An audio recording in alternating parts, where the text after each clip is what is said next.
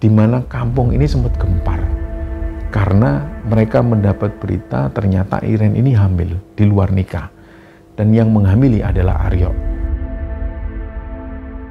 Dan dia itu selalu didatengin sosok perempuan. Perempuan ini wajahnya selalu menakutkan, dan terlihat sosok perempuan ini sering mengancam Aryo, bahkan mengganggu mentalnya Aryo banget.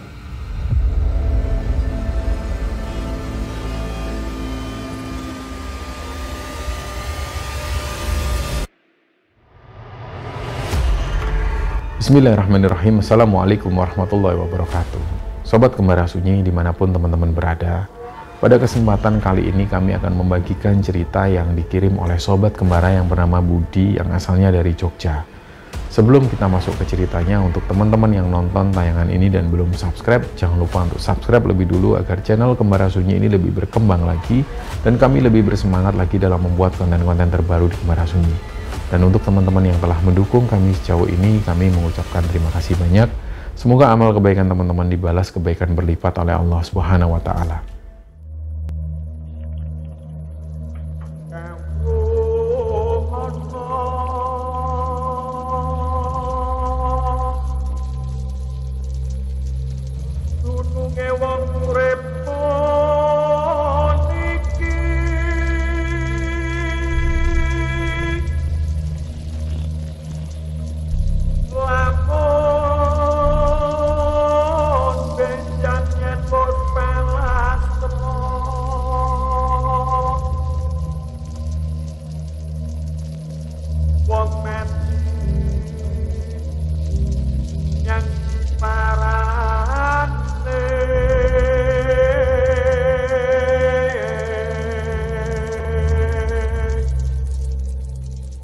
Ya, cerita di episode kali ini teman-teman. Cerita ini dibagikan oleh Sobat Kembara yang bernama Budi, yang asalnya dari Jogja. Tapi di sini Budi pengen membagikan pengalaman seorang temannya yang bernama Aryo. Nah, cerita ini berhubungan dengan pelet yang dilakukan oleh Aryo kepada seorang perempuan. Jadi, sebelum Budi mengirimkan cerita ini, Aryo itu sempat WA-an, jadi mereka saling chat. Terus tiba-tiba Aryo bilang ke Budi, "Bud, kamu kan sering nontonin Kembara Sunyi, coba kamu kirimin ceritaku." Jadi cerita ini dikirim Budi atas permintaan dari Aryo sendiri, dan gak ada sama sekali maksud dari Budi untuk membuka aib Aryo, karena seperti yang diungkapkan oleh Budi di awal bahwa ini keinginan Aryo sendiri. Harapannya supaya siapapun yang nonton tayangan ini bisa mengambil pelajaran dari kesalahan-kesalahan yang dibuat oleh Aryo di masa lalu. Nah, ceritanya di sekitaran tahun 2008, Budi ini kuliah di sebuah kampus di Jogja. Sebenarnya Budi ini asalnya bukan dari Jogja, tapi di Jogja dia punya beberapa saudara dan juga ada neneknya. Awal-awal ketika dia tinggal di Jogja, ketika dia pertama kali kuliah, pas mengikuti ospek itu dia masih tinggal di rumah neneknya. Rumah neneknya agak jauh juga dari kampusnya. Terus kemudian berjalannya waktu, dia mulai kenal dengan teman-teman yang lain. Salah satunya ada Aryo dan juga beberapa teman yang lain. Ada sekitar 5 orang lah waktu itu.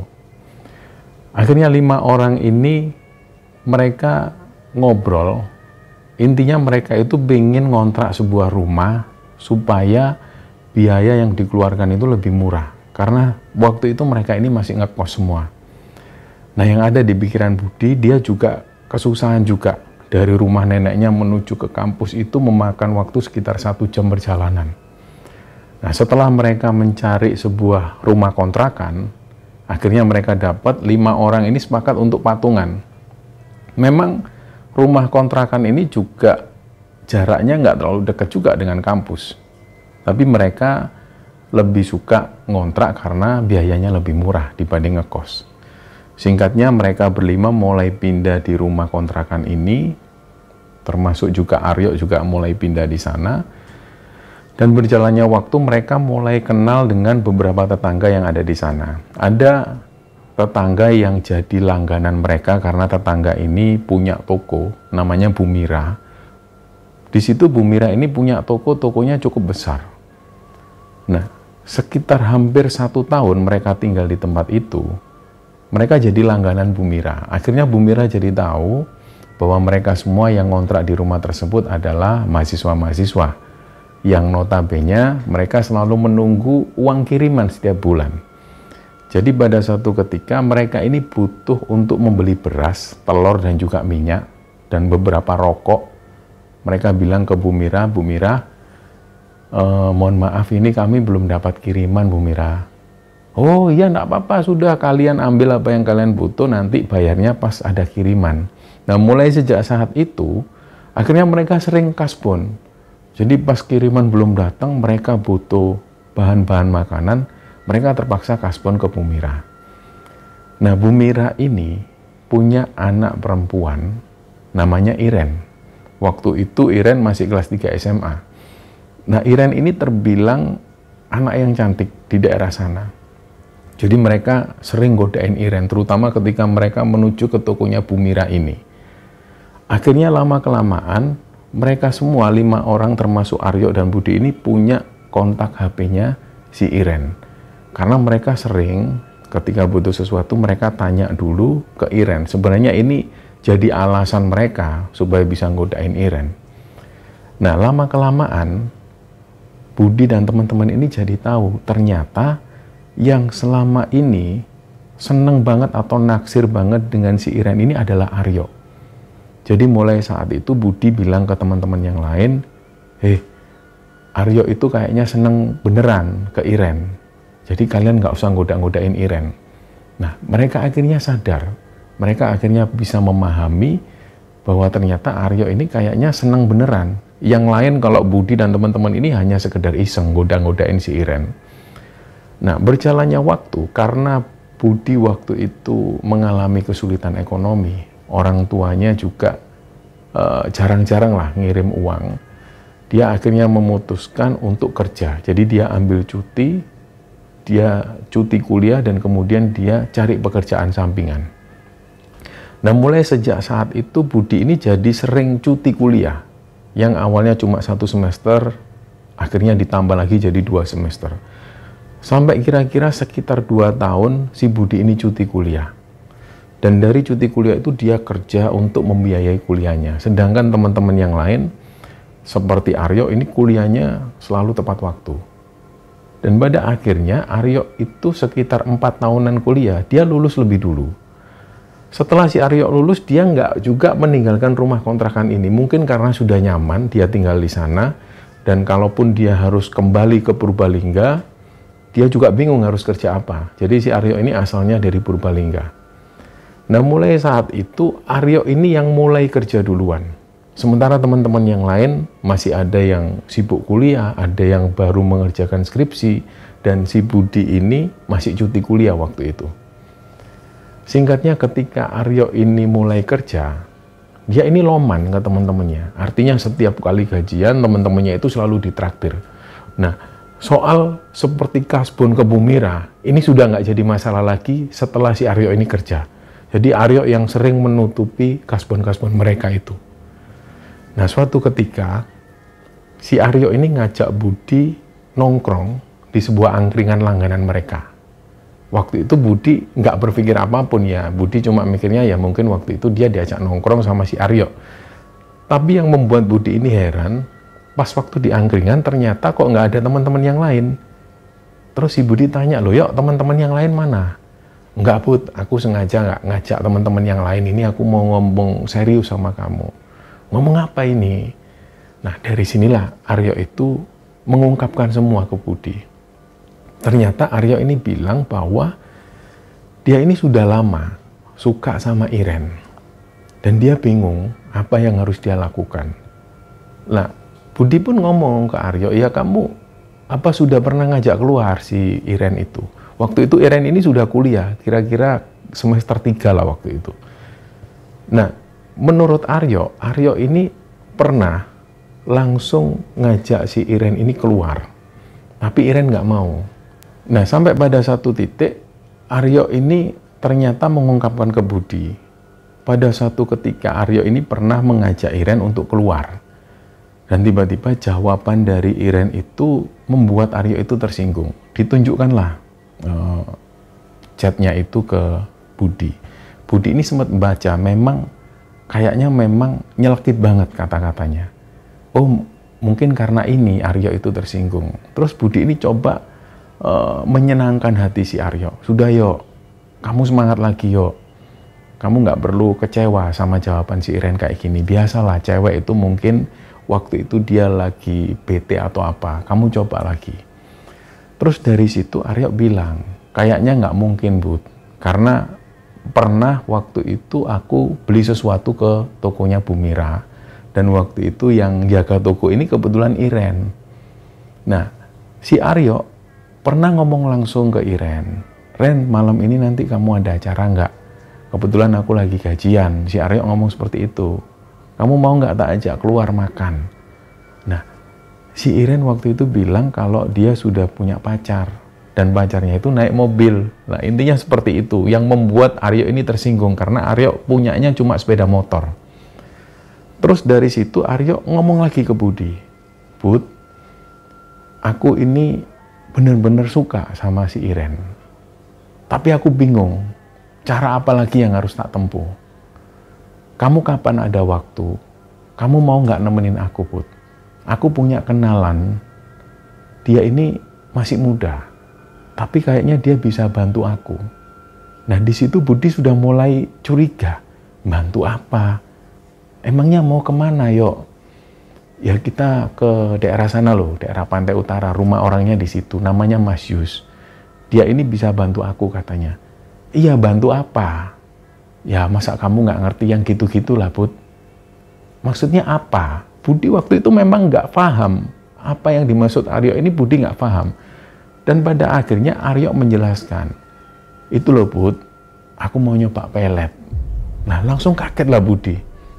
Jujur Budi ini orangnya sangat nggak percaya dengan hal-hal semacam itu. Bahkan setiap kali dia nongkrong dengan teman-temannya, ketika ada teman-temannya di tongkrongan yang membahas seputar horor, seputar santet, bahkan pelet, Budi ini selalu menyaksikan, bahkan sering membercandai teman-temannya yang ngomong seputar itu. Jadi pada saat Aryo ngomong tentang pelet, tentu Budi langsung menyangkal. Kamu itu serius, yo? Kayak gini, yo, kan kamu tahu aku nggak percaya gitu-gitu, bahkan aku bisa menertawai kamu loh. Aku kan nggak percaya hal-hal semacam itu. Nah, si Aryo ini ngomong ke Budi, justru itu aku ngajak kamu. Karena yang pertama, kamu ini temanku yang paling banyak waktu. Kalau teman-teman yang lain kan kamu tahu, ada yang nyelesain skripsi, ada yang masih kuliah, kamu kan yang masih cuti kuliahmu. Yang kedua, karena kamu ini orangnya mempertanyakan hal-hal semacam itu, kamu kan nggak percaya. Makanya aku ajak ke sana. Terus Budi mikir-mikir. Terus kira-kira kalau kamu ngajak aku, efeknya apa buat aku? Ya makanya kamu harus tahu sendiri, Bud. Aku pengen ngajak kamu pokoknya. Ya sudahlah, yuk, aku pikir-pikir dulu. Nah, setelah mereka ini nongkrong dari angkringan itu, mereka pulang ke rumah kontrakan. Berhari-hari kemudian Aryo nggak membahas hal ini lagi. Budi juga nggak pernah mendengar ajakan Aryo kapan menuju ke rumahnya Mas Yus itu. Tiba-tiba sekitar 1 mingguan lebih, Aryo ngomong lagi ke Budi, Bud, hari Sabtu besok, kamu ada acara nggak? Kalau nggak ada acara, kamu tak ajak ke rumah Mas Yus. Aku sudah janjian sama orangnya. Nah, terus dari situ Budi pun setuju. Ya udah, kita ke sana naik apa? Kita naik bis aja ya, Bud. Ya udahlah, sepakatlah mereka. Hari itu mereka berangkat naik bis menuju ke rumah Mas Yus. Nah, rumah Mas Yus ini ada di sebuah daerah di pesisir pantai utara. Kita nggak akan sebutkan nama daerahnya. Sebenarnya Budi menyebutkan nama daerahnya, tapi kita sepakat untuk menyamarkan nama daerahnya. Ketika mereka berada di tempat itu, lokasinya ini ramai. Banyak pemukiman di sana. Terus mereka langsung menuju ke sebuah rumah. Ternyata yang namanya Mas Yus ini usianya masih sekitar kira-kira 27 tahunan lah waktu itu. Orangnya masih muda. Dan pas mereka datang, si Budi dan Aryo datang ini, Mas Yus itu baru mau keluar, beliau bawa alat-alat pancing. Terus langsung mengetahui kedatangan Aryo, Mas Yus ini menyapa Aryo, "Loh yuk, tak kira kamu datangnya nanti malam. Ayo ikut aku mancing dulu yuk." "Oh iya ya Mas."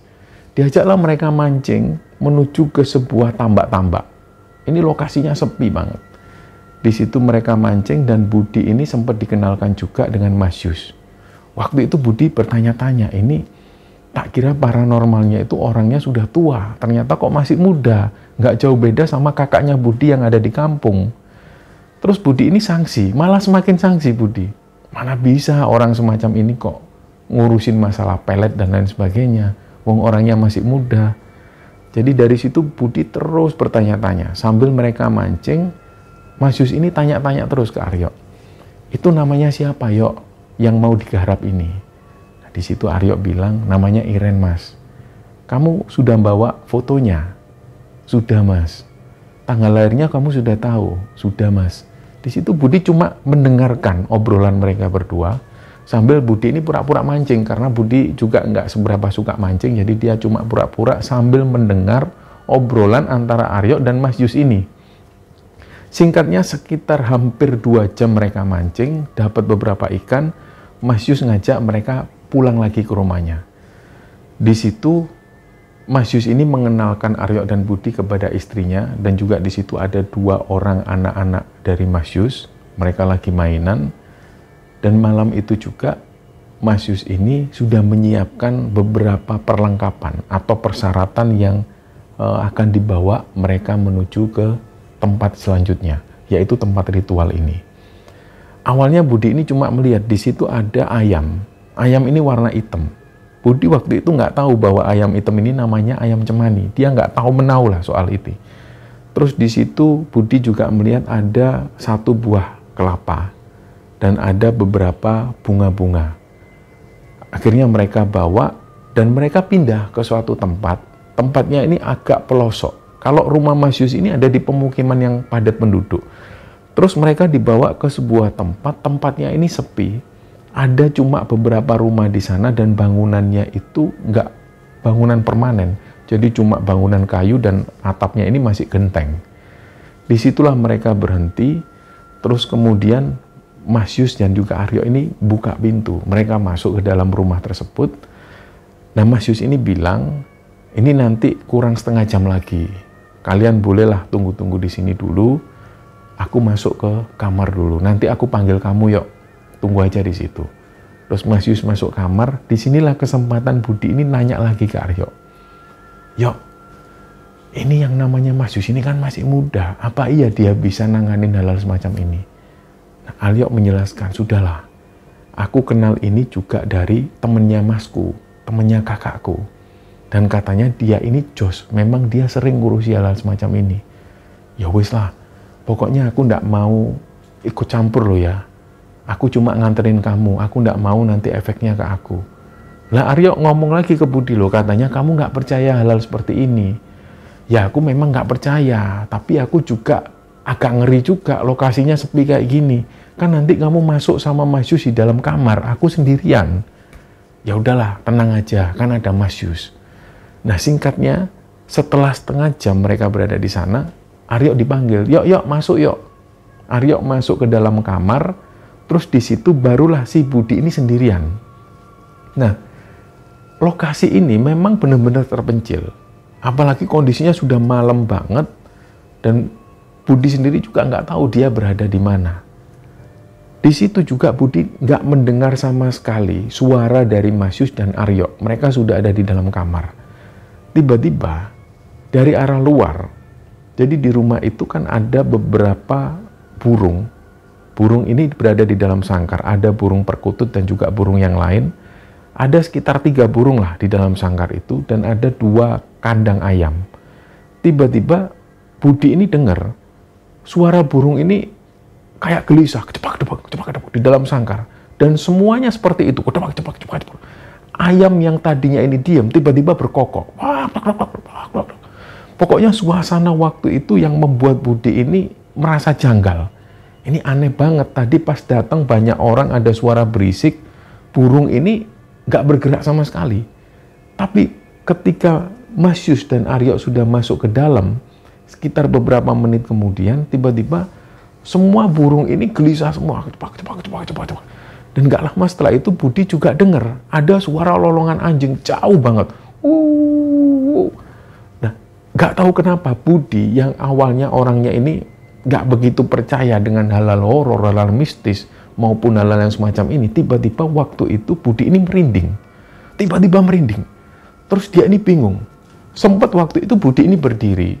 Dia mau keluar tapi ragu. Karena dia sudah punya perasaan takut. Terus dia mau ngetuk pintu yang di dalamnya ada Mas Yus dan Aryo. Dia juga ragu. Jadi Budi bingung. Dan burung-burung yang ada di luar ini tetap gelisah seperti itu. Cepat. Kayak mereka ini mau keluar. Berusaha keluar dari sangkar. Gak lama setelah itu ada yang ngetuk pintu. Bener-bener kaget Budi ini. Dok. Kagetlah Budi. Terus dia masih nggak berani bukain pintu. Karena dia nunggu. Mungkin sebentar lagi Mas Yus yang bukain pintu. Ternyata Mas Yus nggak keluar dari kamar. Dan orang yang ngetuk pintu dari luar ini terus ngedok. Dok. Nah terpaksalah dari situ Budi ini yang bukain pintu. Begitu pintu dibuka, di situ ada perempuan usianya 50 tahunan. Dia ini pakai baju biasa seperti layaknya orang desa, pakai celana kain, terus bawa buntelan kain atau kain yang dibungkus buntel-buntel seperti itu, nggak tahu apa di dalamnya. Terus Budi tanya, mau cari siapa Bu? Si orang ini nggak ngomong sama sekali, tapi matanya itu mendelik, melotot ke arah Budi. Terus dia ini nyelonong masuk, langsung menuju ke dalam, ke arah belakang. Nah Budi sempat berpikir, ya ini mungkin saudaranya Mas Yus. Ditutup lagi lah pintu itu. Terus Budi duduk, sementara burung-burung yang ada di luar ini masih terus seperti itu, masih gelisah. Blak. Ayam pun juga terus berkokok seperti itu. Akhirnya nggak lama kemudian, Budi ini bingung, dia mau ngapain. Terus dia coba mendekat ke arah kamar yang di dalamnya ada Mas Yus dan Aryo. Dia mencoba dengar, kira-kira mereka ini ngapain. Ternyata dari situ Budi sama sekali nggak mendengar. Terus akhirnya Budi balik lagi ke tempat duduknya, dia nunggu di situ. Nah, selama Budi nunggu di tempat duduknya itu, banyak kejadian-kejadian yang ganjil. Tiba-tiba setelah burung-burung yang bergerak-gerak seperti itu, muncul suara angin. Angin ini kenceng banget, sampai-sampai genteng yang terbuat dari seng ini kayak mau ngangkat. Dak. Terus secara bersamaan, si Budi ini juga mencium aroma wewangian, yang wanginya itu nggak bisa ditebak. Antara wangi bunga melati, antara wangi parfum, campur aduk. Terus seketika itu juga, wewangian tadi ini hilang. Berubah menjadi aroma bau busuk banget. Bau seperti bau bangkai ikan. Busuk banget. Tapi di situ Budi sempat mikir positif. Ini mungkin karena lokasinya di dekat tambak, jadi ada aroma semacam ini. Nah, gak lama kemudian, tiba-tiba Budi ngelihat di dalam itu ada ruangan, yang ruangan ini hanya tertutup dengan kelambu kain. Terus samar-samar Budi ini ngelihat sosok perempuan yang tadi masuk nyelonong itu. Dia ini buka kelambu sambil ngintip ke arah Budi. Dan pandangannya itu lagi-lagi melotot ke arah Budi, seolah-olah si perempuan ini nggak suka dengan hadirnya Budi di situ. Jadi setelah Budi dipelototin seperti itu, terus Budi ini nunduk. Dia nggak kuat ngelihat sosok perempuan ini. Ya mungkin antara sungkan dan juga takut waktu itu, jadi Budi ini nunduk. Terus nggak lama setelah itu Budi ngelihat lagi. Ternyata perempuan ini masih ngintip dan melotot ke arah Budi. Budi terus lihat ke arah bawah. Sambil dia ini mulai ngerasa nggak nyaman. Ada perasaan-perasaan yang membuat dia merinding, tapi dia lawan terus, dia lawan ketakutannya itu. Sampai benar-benar sosok perempuan ini sudah nggak ngelihat Budi lagi. Barulah suasana sudah mulai tenang, burung yang tadinya gerak-gerak ini sudah mulai diem lagi. Nah, kira-kira sekitar 15 menit setelah burung-burung ini nggak lagi bergerak, barulah Aryo dan juga Mas Yus ini keluar dari kamar. Setelah itu barulah Mas Yus ngajak mereka keluar sambil menikmati makanan dan kopi-kopi yang sudah disediakan. Mereka ngopi nyantai sambil ngeliatin kondisi yang ada di sekitar. Kondisinya ini sepi banget. Nah, disinilah Budi itu bilang, Mas, tadi ada yang masuk, aku bukain Aku soalnya nunggu Mas Yus nggak keluar dari kamar. Terus Mas Yus ini cuma kayak orang heran. Duh, siapa yang masuk? Ada perempuan tadi yang masuk, tak bukain pintu. Mas Yus ini masih heran. Loh, ini rumah nggak ada yang nempatin. Rumah ini tak buat ritual tok. Ciri-cirinya gimana orangnya? Dijelaskanlah oleh si Budi. Dia perempuan. Pakai baju biasa, aku juga nggak seberapa detail ngelihatnya. Dia bawa bungkusan kain itu loh, Mas. Tiba-tiba masuk ke dalam. Mas Yus ini langsung matikan rokoknya. Dia berdiri langsung menuju ke belakang. Ke arah yang ditunjuk oleh Budi, yaitu dapur. Begitu Mas Yus ini buka kelambu kain, Mas Yus masuk. Dan nggak tahu apa yang dilakukan Mas Yus di sana. Setelah itu Mas Yus keluar lagi. Sambil Mas Yus itu agak ketawa kecil. Kamu tadi ngelihat perempuannya seperti apa? Wajahnya gimana? Ya wajahnya biasa, Mas. Enggak, maksudku dia senyum atau marah ke kamu. Kayaknya sih marah, Mas. Soalnya matanya agak melotot ke aku. Terus tadi pas di tengah-tengah Mas Yus sama Mas Aryo ritual itu, si ibu-ibu tadi juga ngintip. Dia melototin aku terus. Oh, ya wes kalau gitu. Wes ayo, nggak usah lama-lama. Ayo kita balik ke rumahku. Baliklah mereka ke rumah. Begitu di rumah Mas Yus, si Aryo dan Budi ini nggak bisa tidur. Aryo tanya lagi, kamu lihat apa, Bud? Diceritakan lagi oleh Budi, ya perempuan itu. Terus Aryo ini cerita, Bud, waktu aku ritual di dalam kamar itu tiba-tiba ada perempuan di depanku, Bud. Aku nggak tahu padahal ini buka pintunya kapan. Tiba-tiba ada ibu-ibu. Tapi juga wajahnya samar-samar karena cuma diterangi cahaya lilin. Nah, pengakuan Aryo seperti itu. Terus Aryo tanya lagi, kamu tadi memang lihat, Bud, perempuan tadi itu masuk kamarku itu? Enggak. Perempuan tadi nggak masuk kamarmu, dia menuju ke belakang. Dan nggak keluar sama sekali dari belakang. Terus Aryo ini semakin kayak menjelaskan ke Budi itu juga kayak heran, nggak percaya. Aku sendiri ini masih bingung. Pas aku masuk kamar, perasaan kamar itu dikunci sama Mas Yus. Tiba-tiba di tengah ritual, aku ngelihat ada perempuan di depanku. Pengakuan Aryo seperti itu. Jadi dari situlah mereka sepanjang malam sampai pagi hari mereka cerita-cerita. Akhirnya sekitar jam 6:30, Aryo dan Budi ini diizinkan pulang oleh Mas Yus. Dan Mas Yus ini sempat ngomong ke Aryo, yuk jangan lupa ya pesanku tadi. Oh iya, Mas.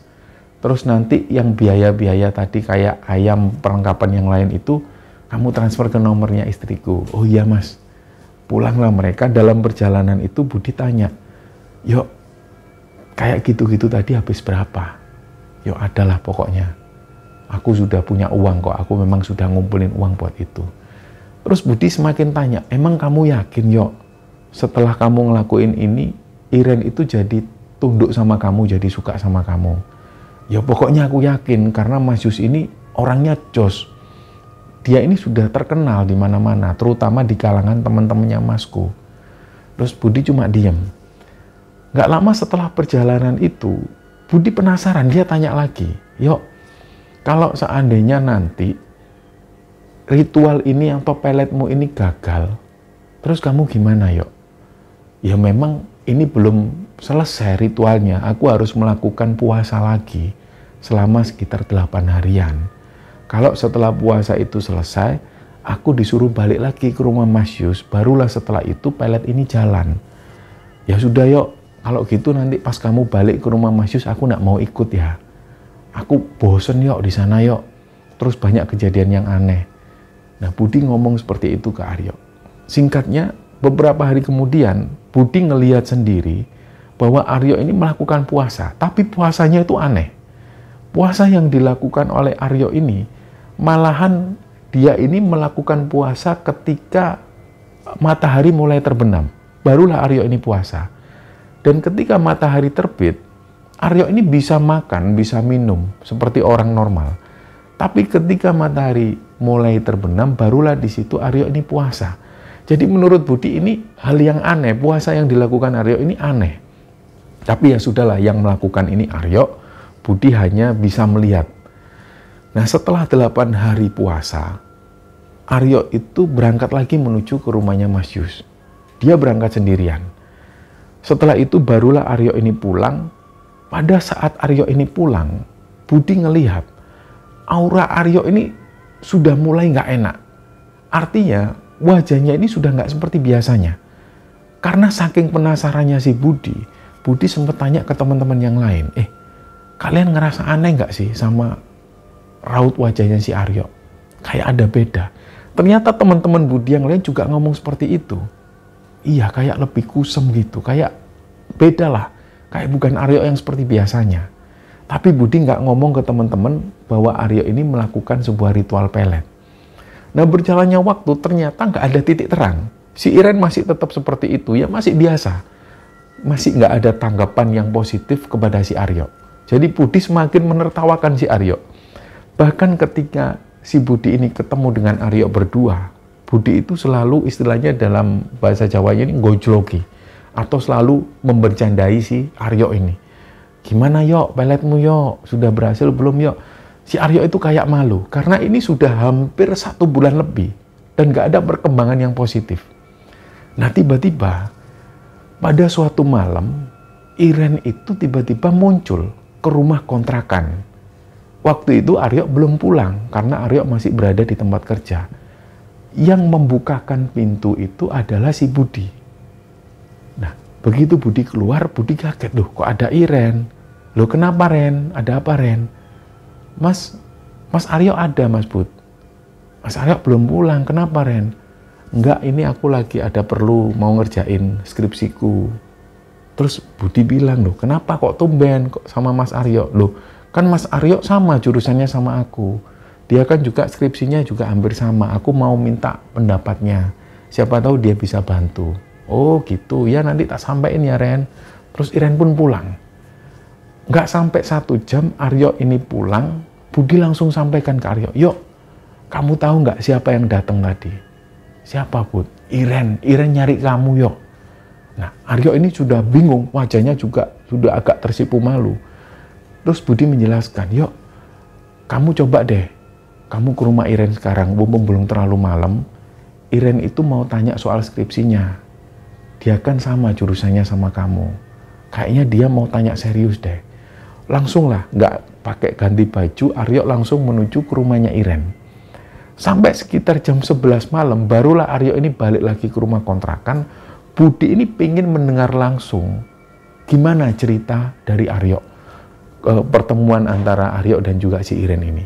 Di situ Aryo ini sumringah banget wajahnya. Dia cerita, ternyata Iren itu sudah menunjukkan sisi-sisi positif. Artinya, Iren ini sudah mau membuka diri dengan Aryo. Memang waktu itu Iren tanya tentang skripsinya. Dan kebetulan Aryo juga menguasai hal itu. Jadi menurut Budi, ini bukan pengaruh pelet. Jadi kayak sesuatu itu terjadi secara alami. Nah, Budi tetap merasa, dia sempat bilang juga ke Aryo, yo ini bukan pengaruh pelet. Ya memang kebetulan Iren ini butuh sama kamu. Nah, Aryo sudah nggak mau mikir itu lagi. Yang penting, Iren sudah membuka diri dengan Aryo. Nah, mulai sejak saat itu, hampir 2 hari sekali, Aryo ini selalu pergi bersama Iren. Waktu itu masih banyak warnet, jadi mereka mengerjakan tugas itu atau mengerjakan skripsi ini di warnet. Dan selalu pulang di malam hari. Nah di situ orang tuanya Iren juga menyetujui. Mereka juga sudah tahu Aryo gimana, mereka sudah mengenal lama, mereka pun menyetujui. Ketika Iren pergi bersama Aryo, orang tua Iren pun gak ada masalah. Sampai pada suatu ketika Iren ini lulus dengan nilai yang bagus juga, skripsinya juga memuaskan, membuat orang tua Iren ini semakin senang juga dengan apa yang dilakukan oleh Aryo kepada Iren. Nah, nggak lama setelah itu hubungan mereka ini semakin intens. Sampai pada suatu ketika, nggak tahu gimana ceritanya, menurut si Budi, Aryo ini sudah mulai berubah. Menjadi orang yang dengan pribadi yang sangat berbeda lah pokoknya. Suatu ketika, Aryo ini pulang dari tempat kerjanya, terus Aryo bilang ke Budi, Bud, anak-anak nggak ada yang beli makan. Ya ini mau beli makan, aku titip ya nasi goreng, jangan pedas-pedas. Oh iya, iya siap. Setelah Budi ini beli nasi goreng, Budi itu juga mesen nasi goreng ini seperti biasa. Dia juga ngomong ke tukang nasi gorengnya karena mereka langganan, Pak, kayak biasanya punyanya Aryo nggak terlalu pedas. Oh iya ya Mas Bud. Setelah dibuatkan, dibawa ke Aryo, Aryo pas waktu makan satu suap nasi goreng ini, dia langsung maki-maki si Budi. Bud, bajingan gue, ini pedas banget ini. Kamu itu nggak tahu apa kamu niat ngerjain aku gimana. Intinya waktu itu Aryo ini marah-marah ke Budi. Nah, semenjak saat itu, teman-teman yang lain termasuk Budi ini menilai Aryo ini kok jadi temperamen orangnya. Dia jadi sering semena-mena. Dan dia juga melihat hampir sering banget dan hampir setiap hari Aryo selalu keluar bersama Iren. Pokoknya hubungan mereka semakin intens dan tiba-tiba ada sebuah peristiwa di mana kampung ini sempat gempar. Karena mereka mendapat berita ternyata Iren ini hamil di luar nikah. Dan yang menghamili adalah Aryo. Nah dari situlah mereka sudah nggak bisa ngomong apapun. Mulai sejak saat itu juga keluarga dari Iren ini, terutama orang tuanya Iren, memandang negatif anak-anak yang ngontrak di rumah itu. Termasuk Budi sendiri. Budi sendiri juga kena efeknya. Nah nggak lama berselang, pernikahan mereka ini pun terpaksa digelar. Memang menurut keterangan dari tetangga-tetangga yang didapat oleh Budi, orang tua Iren ini sebenarnya mulai tidak setuju ketika melihat Iren ini hamil duluan. Sebenarnya pernikahan ini sudah tidak mau digelar. Dan orang tua Iren ini sudah mau memutuskan untuk menggugurkan kandungan Iren. Tapi Iren nggak mau. Jadi terpaksalah pernikahan antara Iren dan Aryo ini digelar. Dan setelah mereka menikah itu, Aryo dan Iren ini dikontrakkan oleh orang tuanya Iren di sebuah kontrakan yang nggak jauh dari sana. Nah mulai sejak saat itu Budi dan teman-teman sudah jarang sekali ketemu dengan Aryo. Apalagi Aryo ini juga sikapnya sudah jauh berbeda lah. Kayak seolah-olah Aryo ini bukan orang yang seperti mereka kenal dulu. Nah berjalannya waktu, tiba-tiba ada permasalahan lagi. Jadi pas anak Aryo ini masih usianya 3 bulan, Iren itu mencurigai Aryo ini punya wanita simpanan, wanita lain. Dan ternyata kecurigaan dari Iren ini terbukti. Dan dari situ bahkan Aryo ini sudah ngekos dengan perempuan tersebut. Nah dari situlah Iren kemudian lapor ke orang tuanya. Orang tua Iren ini benar-benar nggak terima dan minta pada saat itu supaya Iren ini diceraikan. Jadi mulai saat itu Iren kembali lagi ke rumah orang tuanya. Sedangkan Aryo ini kehidupannya semakin susah. Ketika dia didapati selingkuh, orang-orang di kantor ini mulai mendengar juga perselingkuhan ini dan berujung kepada pemecatan Aryo dari tempat kerjanya. Aryo sudah nggak diperbolehkan lagi kerja di sana dan kemudian dia semakin bingung. Secara perekonomian dia turun drastis, secara psikologis pun dia mentalnya juga kena dan dia ini semakin meninggalkan banyak hutang. Nah, parahnya beberapa debt collector itu masih menagih di rumah orang tuanya Iren karena alamat dari Aryo ini ikut orang tuanya Iren. Disitulah masalah ini semakin bertubi-tubi menghampiri Aryo dan sampai-sampai juga Budi dan teman-teman ini kecipratan masalah tersebut. Jadi Budi ini sempat melunasi beberapa hutang Aryo yang ada di debt collector itu. Dan beberapa yang lain, teman-teman juga ikut urunan untuk membantu melunasi utang-utangnya Aryo. Nah, suatu ketika, Aryo ini sempat ditemui oleh beberapa temannya. Dia itu berada di dalam sebuah rumah kosong. Nah, mereka semua ini juga curiga. Kenapa Aryo sampai memutuskan masuk ke rumah itu? Mereka juga curiga. Ternyata Aryo ini sudah mau bunuh diri. Dia jelas-jelas sudah mau bunuh diri karena sudah menyiapkan tali di sana. Untungnya beberapa teman-teman yang curiga ini berhasil menarik lagi Aryo dan dia berhasil diselamatkan. Dia nggak jadi bunuh diri. Mulai sejak saat itu kemudian Budi dan teman-teman ini menjalin hubungan lagi dengan Aryo. Dia memperbaikilah hubungannya. Dia nggak mau Aryo ini masa depannya suram. Akhirnya diperbaiki lagi hubungan mereka. Dia dekat lagi dengan Aryo. Aryo ini ditanya-tanya lagi, kamu setelah ini gimana yo? Kamu jangan gini terus yo. Akhirnya Aryo itu sempat ngomong ke Budi, "Bud, aku capek Bud hidup kayak gini Bud. Kamu inget nggak Bud? Kan kamu yang nganter aku ke sana. Loh memangnya kenapa Yo?" Nah disinilah Aryo itu cerita, ternyata setelah Aryo ini menikah, Aryo ini juga sadar, dia ini sering temperamen, tiba-tiba sering marah sendiri, dan dia itu selalu didatengin sosok perempuan. Perempuan ini wajahnya selalu menakutkan, dan terlihat sosok perempuan ini sering mengancam Aryo, bahkan mengganggu mentalnya Aryo banget. Dan puncak-puncaknya waktu itu Aryo ini dapat bisikan, "Kowe kudu mati le, kowe kudu mati. Mlebu kono, mlebu kono." Inilah yang membuat Aryo itu menghentikan sepeda motornya, terus dia berhenti di suatu tempat dan pengen mengakhiri hidup. Nah untungnya pada suatu hari ketika Aryo mendengar bisikan ini lagi, Aryo ini baru nongkrong bersama teman-temannya. Jadi mereka itu pulang, jalannya itu beriringan. Nah tiba-tiba teman yang berjalan beriringan atau naik motor beriringan sama Aryo ini, dia heran, "Loh kok Aryo tiba-tiba belok kanan? Padahal rumahnya masih terus." Akhirnya temannya ini ngikutin Aryo. Kemana Aryo ini? Nah tibalah Aryo di sebuah rumah kosong, tiba-tiba dia langsung memarkirkan motornya, dia masuk ke sebuah rumah. Disitulah temannya ini ngelihat Aryo ini sudah mau gantung diri di sana. Nah di situ Aryo ini mengaku ke Budi semua bahwa dia melakukan itu karena dia selalu mendengar bisikan untuk disuruh mengakhiri hidup. Dan suara ini berasal dari suara perempuan. Dan Budi tanya akhirnya, "Menurutmu perempuan itu siapa Yo?" Aryo awalnya nggak mau ngomong. Sampai tiba-tiba Aryo ini akhirnya membuka ke Budi. Dia ngomong ke Budi, "Bud, ini aku cuma ngomong ke kamu. Teman-teman nggak ada yang tahu masalahku ini. Sebenarnya aku ini masih punya perjanjian. Aku itu disuruh Mas Yus balik setiap 8 bulan sekali untuk memperbarui ritualku ini. Dan pada satu ketika aku nggak memperbarui ritualku karena tabunganku habis. Karena setiap ritual itu aku harus mengeluarkan uang sekitar 6 jutaan. Nah aku waktu itu nggak ada tabungan sama sekali, jadi aku nggak menuju ke rumah Mas Yus. Dan semenjak saat itu sosok perempuan ini terus hadir dan terus membayang-bayangi aku dengan suara-suara untuk mengakhiri hidupku. Dia selalu nyuruh aku mengakhiri hidup."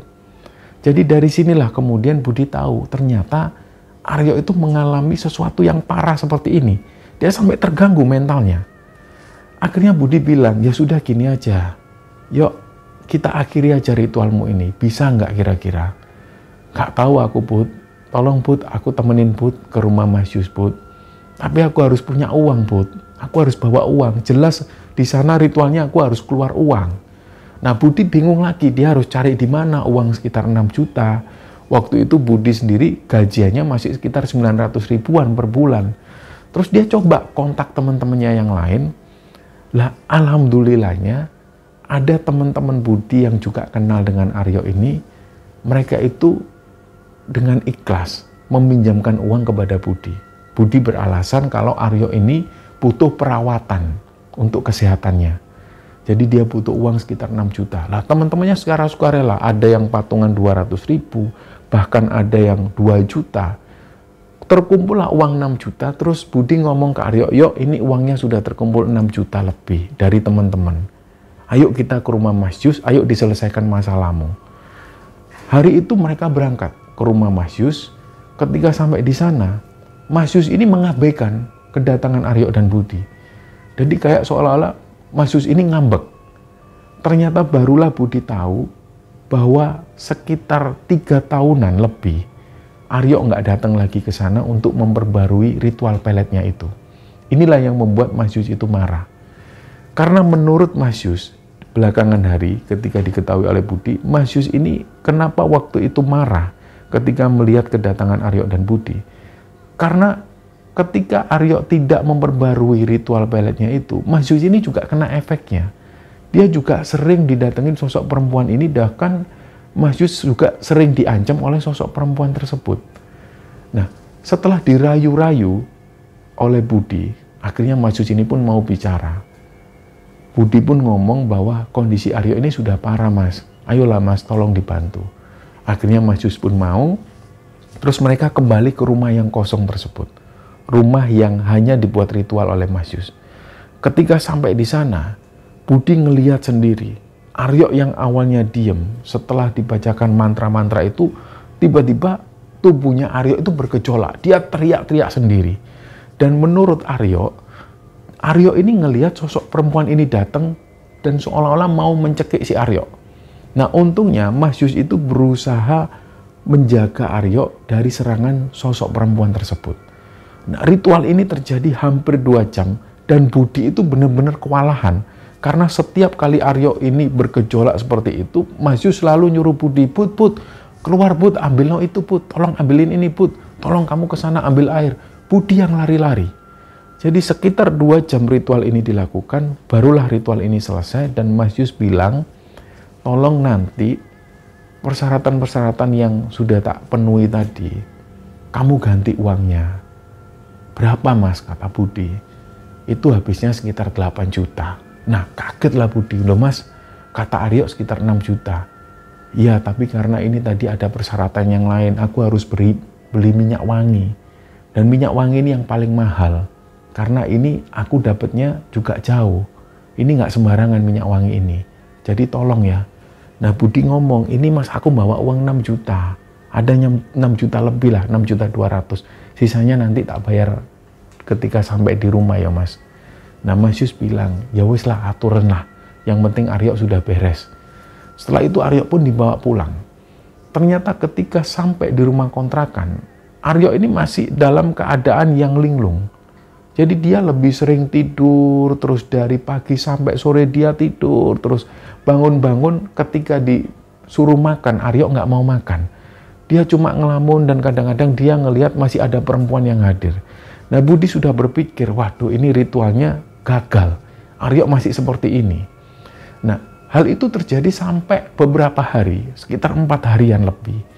Barulah setelah 4 hari itu, tiba-tiba pada suatu ketika, waktu itu Budi masih ingat, ini ada adzan subuh. Adzan subuh itu berkumandang. Memang rumah kontrakan mereka itu dekat dengan masjid. Dan suara masjid itu keras banget. Allahu Akbar, Allahu Akbar. Adzan subuh berkumandang, Aryo itu langsung kebangun, dia duduk. Matanya itu melotot. Nah, Budi ini kaget. Loh, yuk, kenapa yuk? Karena memang anak-anak yang ada di sana itu nggak pernah sholat. Jadi ketika ngelihat Aryo itu kaget mendengar suara adzan, Budi juga kaget. Kok tumben dia ini kedengaran suara adzan? Biasanya juga dia ini bangunnya siang-siang, si Aryo ini. Terus ketika Aryo ini duduk, Budi tanya seperti itu, Aryo ini diam. Sekitar beberapa menit kemudian barulah Aryo bilang, Bud, aku kapok Bud, ngelakuin kayak gini Bud, kapok aku Bud. Terus Aryo ngomong ke Budi, Bud, aku ini sudah pernah nikah ya Bud, aku sudah punya anak ya Bud. Loh iya yo, kenapa emangnya? Langsung Aryo ini nangis sesenggukan. Dia menyesali perbuatannya itu. Jadi dia mengaku, si Aryo ini, dia sudah membohongi orang tua, dia sudah menyakiti orang tuanya, menyakiti Iren, menyakiti orang tua Iren, dan juga dia menyusahkan teman-teman yang lain. Disitulah akhirnya subuh itu, Aryo ini meluapkan kekecewaannya, dia meluapkan kesedihannya itu di depan Budi. Sampai sekitar jam 7 pagi. Lama banget waktu itu Aryo ini nangis. Akhirnya Budi bilang, ya sudahlah yuk, yang sudah ya sudah. Nasi sudah jadi bubur. Sekarang kamu tata lagi hidupmu. Terus aku cuma menyampaikan itu uang di Mas Yus itu masih kurang. Kamu juga masih punya utang ke teman-teman. Ini atas namaku semua. Aku yang ngomong ke teman-teman. Iya, Bud. Aku mau berubah, Bud. Nah, beberapa waktu setelah itu, Aryo ini bilang ke Budi, dia pengen pulang ke Purbalingga. Dia pengen menenangkan diri di sana. Dan Aryo bilang ke Budi, Bud, kamu nggak usah khawatir. Secepatnya, uang teman-teman itu akan aku lunasi. Terus uang kekurangan ke Mas Yus itu nanti aku yang bayar. Nah, setelah Aryo ini pulang kembali ke Purbalingga, nggak lama setelah itu, si Aryo ini menghubungi Budi. Bud, ini aku sudah ada uang. Tolong dikembalikan ke teman-teman. Yang uang kurangan ke Mas Yus itu sudah tak lunasin. Tolong ya Bud, kamu urusi. Kamu minta nomor rekening teman-teman. nanti tak transfer di situ, kamu yang bayar ke teman-teman. Oh iya yuk. Setelah itu Aryo pun transfer uang, terus Budi mengembalikan ke teman-temannya yang dipinjemin waktu itu. Ternyata teman-temannya ini, mereka bilang sudah mengikhlaskan uang tersebut. Loh, ini nggak apa-apa, ini memang buat Aryo, nggak usah dikembalikan. Loh, tapi ini permintaan Aryo sendiri, dia pengen bayar utang-utangnya. Sudah nggak apa-apa. Akhirnya disampaikanlah ke Aryo, yuk, ini teman-teman nggak mau dikembalikan, mereka ikhlas mau bantuin kamu. Oh ya udah gini aja Bud, tolong ya Bud, kamu sebarkan uang itu, kamu bagi, kamu serahkan ke panti asuhan, sisanya kamu masukkan ke masjid. Tolong sambil kamu doakan aku ya Bud, supaya aku ini terhindar dari masalah-masalah yang seperti ini lagi. Dan doakan juga supaya aku ini bisa kembali hidup normal. Oh iya ya yuk. Nah Budi pun akhirnya melanjutkan amanat dari Aryo ini. Dia serahkanlah uang itu ke panti asuhan, sisanya dia serahkan ke masjid. Nah lama setelah itu Budi ini nggak ketemu Aryo lagi. Terus tiba-tiba Aryo menghubungi Budi, Bud, aku mau ke Jogja lagi. Oh iya yuk. Aryo pun menuju ke Jogja. Di sini Aryo cerita, Bud, pas aku pulang ke Purbalingga itu, aku minta maaf ke bapak ibuku. Sampai aku ini mencium kaki ibu dan juga bapakku. Setelah itu hatiku ini plong. Nah si ibunya Aryo ini sempat pesan, kamu itu jadi orang hidup yang aman-aman aja. Lakukan yang baik. Kalau memang nggak bisa melakukan yang baik, diem. Jangan melakukan kejelekan. Kalau sudah kayak gini, yang rugi juga kamu sendiri. Ingat pesan ibu, kalau jadi orang itu yang bermanfaat buat yang lain. Oh nggih Bu. Setelah itulah Aryo ini tiba-tiba dapat energi baru lagi. Dia kayak dicas. Seumpama dia barang elektronik itu dia seolah dicas lagi. Dan dia menemukan gairah yang baru untuk hidup. Setelah itu akhirnya ketika dia sampai di Jogja, Aryo cari pekerjaan lagi. Dan dia dapat pekerjaan, dia memulai hidup baru. Dan sampai pada akhirnya Aryo pun ngomong ke Budi, Bud, tolong ceritakan ceritaku. Supaya bisa jadi pelajaran untuk siapapun yang nonton tayangan ini. Nah, dari sinilah kemudian Budi menceritakan cerita ini ke Kembara Sunyi.